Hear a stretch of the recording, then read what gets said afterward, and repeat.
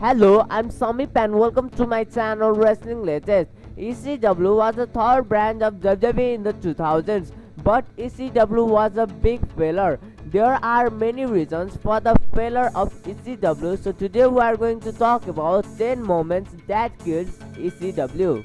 Number 10, The Zombie. The start of the ECW television features sci-fi wanting to have their network represented in bizarre ways.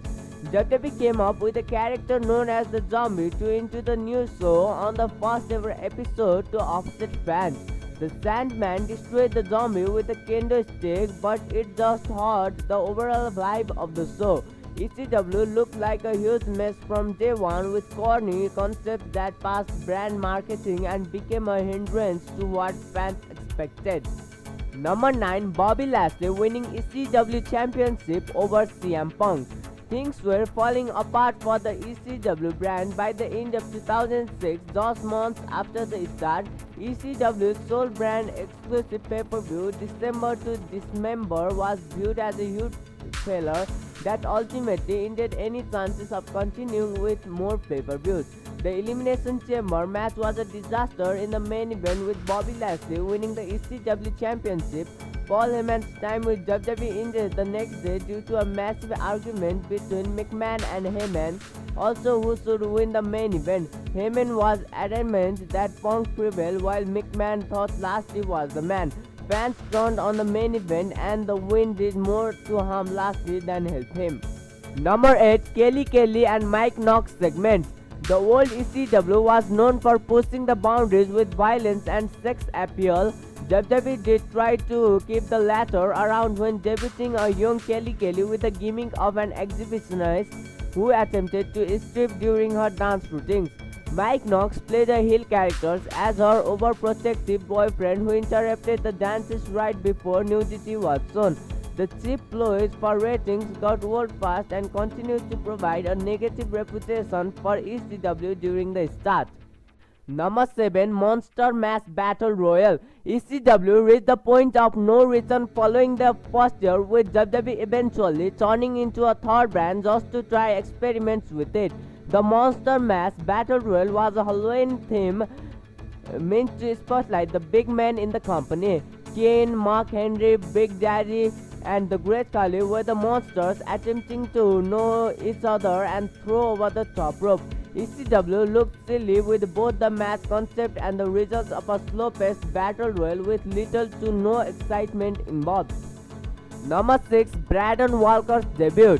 Chris Harris was one of the first TNA stars to get hired by WWE when making the move under a new name of Brandon Walker.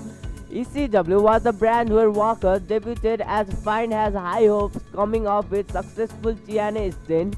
The infamous debut of the Knock Knock joke reveal of it's a Brandon Walker was a cringe-worthy moment to start things off. Walker also appeared out of shape compared to TNA with his ECW matches, all leading to ultimate failure.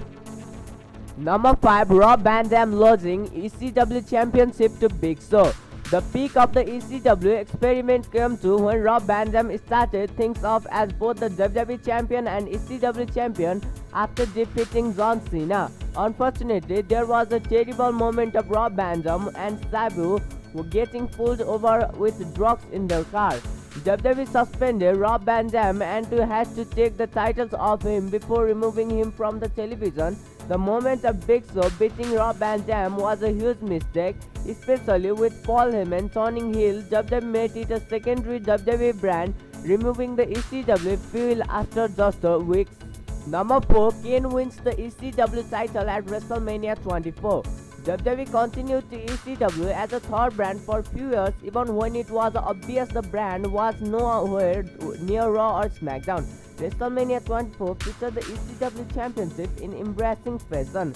Kane won the Battle Royal on the pre-show to earn a title shot against Sabo Guerrero on the main card. The match lasted a total of 11 seconds when Kane squashed Sabo to win the ECW Championship. WWE was better off not putting the title on the show instead of showing how little value it had.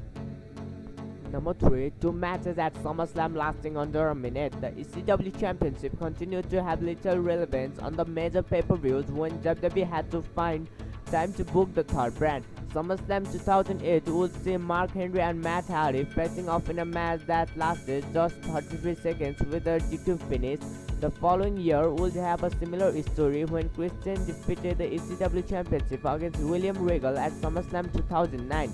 Christian retained the title in 7 seconds after hitting one move after the bell ring.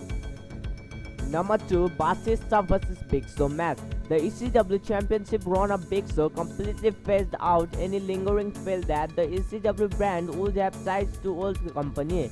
WWE's final attempt at running a show in a smaller old school ECW venue featured a television episode of the Hammerstone Ballroom. Batista appeared to challenge Big Show in a match heckled by the ECW fanbase, negative chants trashing both wrestlers with hard from the start to finish, including a change the channel chant. Both wrestlers were embarrassed as WWE missed the mark with their thought process. Number 1. Vince McMahon as ECW Champion. The rivalry between Vince McMahon and Bobby Lashley will see the ECW Championship on the line.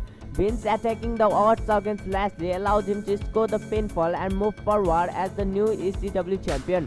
Rob Van Dam and other ECW wrestlers spoke about how much they hated seeing Vince with the title as the ultimate slap to the face. Any fans still holding out hope lost interest as the brand turned into another platform for Vince's leftover ideas not good enough for Raw and SmackDown. Thank you for watching my video. If you like my video, subscribe my channel. Thank you.